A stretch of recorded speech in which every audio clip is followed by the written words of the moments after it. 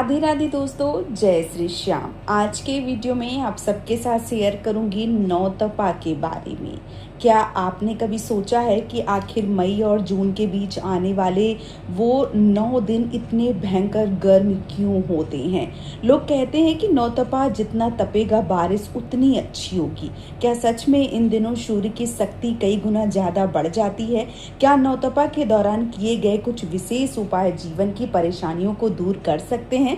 दोस्तों, आज हम इस खास वीडियो में आप सबको बताएंगे कि नौतपा साल 2026 में कब से शुरू होगा, धार्मिक और वैज्ञानिक रहस्य क्या होगा, सूर्य को रोहिणी नक्षत्र से संबंध क्या है, नौतपा में क्या करें क्या ना करें, इसके साथ ही साथ कौन से उपाय धन सुख और स्वास्थ्य को दिलाते हैं।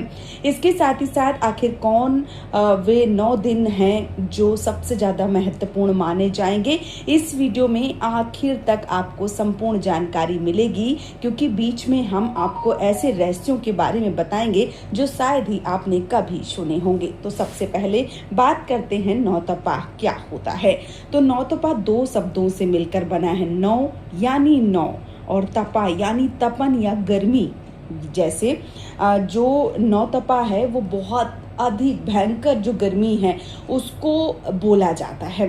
जब सूर्यदेव रोहिणी नक्षत्र में प्रवेश करते हैं तब नौतपा शुरू हो जाते हैं। यह समय वर्ष का सबसे गर्म समय माना जाता है। सनातन परंपरा में सूर्य को ऊर्जा, जीवन, तेज और आत्मबल का प्रतीक माना गया है।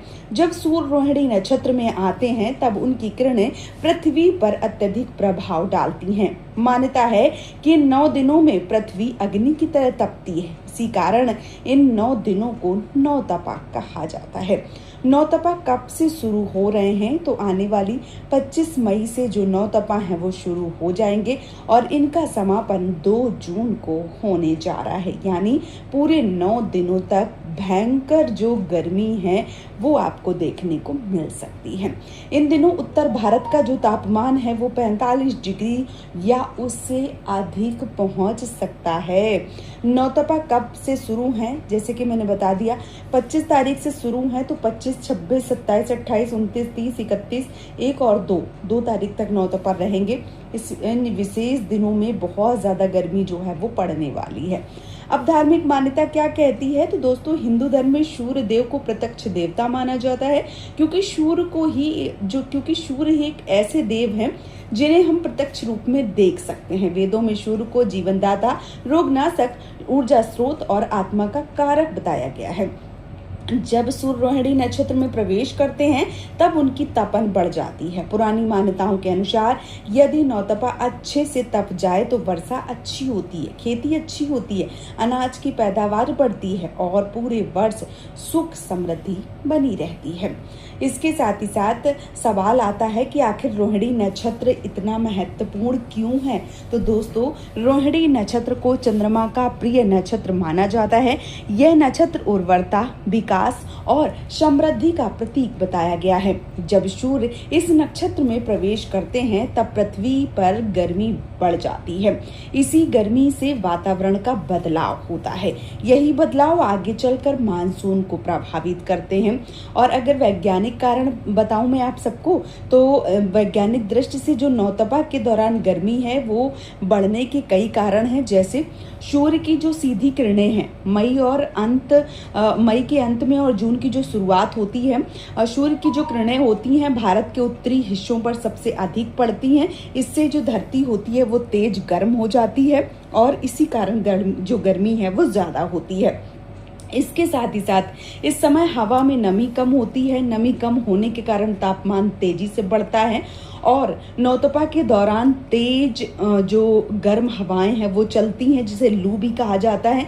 ये हवाएं शरीर को जल्दी डिहाइड्रेट कर देती हैं, इसीलिए गर्मी जो है वो ज़्यादा पड़ती है। इसके साथ ही साथ नौतपा मानसून आने से ठीक पहले आता है। इस समय समुद्र और धरती के तापमान में अंतर बढ़ता है और यही अंतर मानसून को सक्रिय करने में मदद करता है।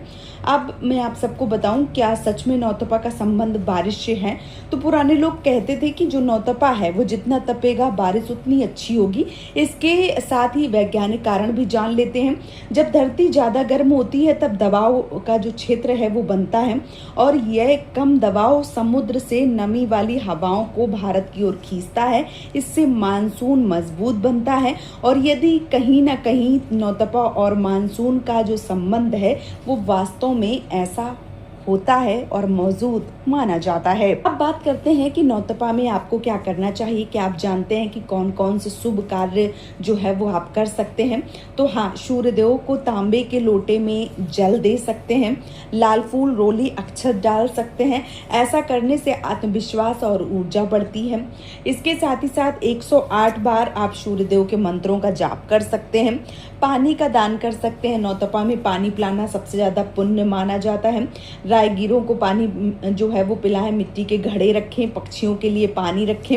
इसके साथ ही साथ दान पुण्य कर सकते हैं, जैसे गरीबों को छतरी, चप्पल, पंखा, शरबत दान करना शुभ माना जाता है।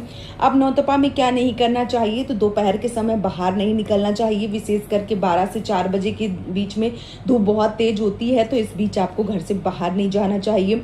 खाली पेट घर से ना निकले, नहीं तो लू लगने की संभावना बढ़ जाती है।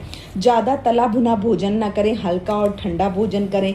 पानी जो है वो बहुत ज़्यादा पिएं, क्योंकि जो आपका शरीर है वो हाइड्रेट रहना बहुत ज़्यादा ज़रूरी है। अगर लू से बचना चाहते हैं तो सिर को ढककर बाहर निकलें। नींबू पानी जो है वो पिएं। इसके साथ ही साथ प्याज साथ में रखें। ORS का जो घोल है वो लें, ज़्यादा धूप में न रहें। और लोक मान्यताएं नौतपा से जुड़ी कुछ इस प्रकार से हैं कि भारत के कई गांवों में नौतपा को बहुत गंभीर लिया जाता है। लोग मानते हैं कि यदि नौतपा में बादल ज़्यादा छाएंगे तो बारिश कम होगी, यदि तेज गर्मी पड़े तो खेती अच्छी होगी, यदि आंधियां आए तो मौसम की अस्थिरता जो है वो बढ़ जाती है। ज्योतिष क्या कहता है नौतपा के बारे में, तो आइए वो भी जान लेते हैं। तो ज्योतिष शास्त्र में सूर्य आत्मा का कारक ग्रह है। यदि किसी व्यक्ति की कुंडली में सूर्य कमजोर हो, आत्मविश्वास कम होता है, सरकारी कार्यों में बाधा आती है, मान सम्मान में कमी आती है, ऐसे में नौतपा के दौरान सूर्य उपाय जो है वो करना सबसे ज्यादा लाभकारी माना जाता है। सूर्य को मजबूत बनाने के लिए आप आदित्य हृदय स्रोत का पाठ कर सकते हैं। रामायण में इसका उल्लेख मिल जाता है। गेहूं और गुड़ का दान कर सकते हैं रविवार वाले दिन। तांबे का उपयोग कर सकते हैं पानी पीने के लिए भी, सूर्यदेव को जल देने के लिए भी। इसके साथ ही साथ नौतपा में कौन से पौधे आप लगाएं जो आपके लिए ज़्यादा शुभ माने जाते हैं, तो तुलसी का पौधा, नीम का पौधा, पीपल का, बरगद का और बेलपत्र का, यानी कि जो देव वृक्ष हैं वो लगाने चाहिए। ये पौधे वातावरण को शुद्ध करते हैं, तो इस बात का भी आपको विशेष रूप से ध्यान रखना चाहिए। आपके स्वास्थ्य की विशेष जो ध्यान है वो आपको रखने की ज़रूरत होती है। नौतपा में सबसे ज़्यादा खतरा रहता है कि आपको कमजोरी, चक्कर ना आए, और जो बुजुर्ग हैं उनका खास ख्याल रखा जाए। तो इसके लिए आपको पानी इत्यादि, ग्लूकोज, जूस इत्यादि जो है वो ज़रूर लेना चाहिए। अब मैं बात करूं कि नौतपा को अशुभ क्यों माना जाता है, तो बहुत से लोग मानते हैं कि नौतपा अशुभ होता है, लेकिन ऐसा नहीं है। ये प्रकृति का एक महत्वपूर्ण चक्र है। यह समय हमें प्रकृति की शक्ति का एहसास जो है वो दिलवाता है। इसके साथ ही साथ किसानों के लिए जो नौतपा है वो सबसे ज़्यादा जरूरी होते हैं। इससे जो जमीन होती है वो तैयार होती है, कीटाणु नष्ट होते हैं, मानसून की तैयारी हो जाती है। इसके साथ ही साथ एक पौराणिक कथा भी है, वो भी मैं आप सबको बता दूं कि मान्यता के अनुसार सूर्यदेव की तपन से पृथ्वी शुद्ध होती है, और नौतपा का समय प्रकृति के संतुलन का समय माना जाता है। कहा जाता है कि इस दौरान किया गया दान कई गुना ज्यादा फल देता है। नौतपा में मंत्र कौन से बोल सकते हैं, तो सूर्यदेव के मंत्र ओम गृहिणी सूर्याय नमः मंत्र का जाप आप 108 बार कर सकते हैं। घर की जो सकारात्मक ऊर्जा है उसको बढ़ा सकते हैं। सुबह सूर्य का प्रकाश आने दें, घर में कपूर जलाएं, तुलसी माता को जल दें, पक्षियों को दाना डालें, और विशेष करके जो महिलाएं हैं वो सूर्य भगवान की पूजा करें, जल दान करें, गरीबों को मीठा पिलाएं यानी शरबत पिलाएं। ऐसा करने से घर में सुख समृद्धि आती है। और बच्चों को धूप में खेलने न दें, पानी ज़्यादा पिलाएं, हल्के कपड़े पहनाएं, इससे उनको गर्मी से राहत मिल सकती है। जो नौतपा हैं उसमें गर्मी नौतपा केवल गर्मी नहीं है, यह आत्मशुद्धि का समय भी माना जाता है। जिस प्रकार सूर्य तपता है उसी प्रकार मनुष्य को भी अपने अंदर की बुराइयों को जलाना चाहिए। क्या करें ताकि घर में धन बना रहे? तो रविवार के दिन सूर्यदेव को जल दें, लाल वस्त्र दान करें, गुड़ और जो गेहूं है वो दान करें, गरीबों को ठंडा पानी पिलाएं। ऐसा करने से आपके घर में धन की प्राप्ति होती है। तो दोस्तों, अब आप नौतपा के बारे में बहुत अच्छे से जान गए होंगे। नौतपा केवल गर्मी के 9 दिन नहीं है, बल्कि ये प्रकृति, विज्ञान, ज्योतिष और अध्यात्म से जुड़ा एक अद्भुत संगम है। यदि आप इन दिनों सावधानी रख सकते हैं तो जरूर रखिए। सूर्यदेव की पूजा कीजिए, जरूरतमंदों की सहायता कीजिए, तो आपका जो जीवन है वो सकारात्मकता की ओर बढ़ सकता है। इस वीडियो में मैंने नौतपा से जुड़ी संपूर्ण जानकारी आप सबको दे दी है। उम्मीद करती हूँ कि वीडियो आप सबको पसंद आया होगा। यदि वीडियो पसंद आया है तो आप हमें सपोर्ट कर सकते हैं। इसके लिए आपको चैनल को सब्सक्राइब करना होगा, कमेंट करना होगा और वीडियो को लाइक करना होगा। कमेंट बॉक्स में आप जय सूर्यदेव भी लिख सकते हैं। ये वीडियो यहीं पे समाप्त करूंगी। बहुत जल्दी मिलूंगी आप सबको एक और नए वीडियो के साथ में। तब तक के लिए जय श्री श्याम दोस्तों, राधे राधे।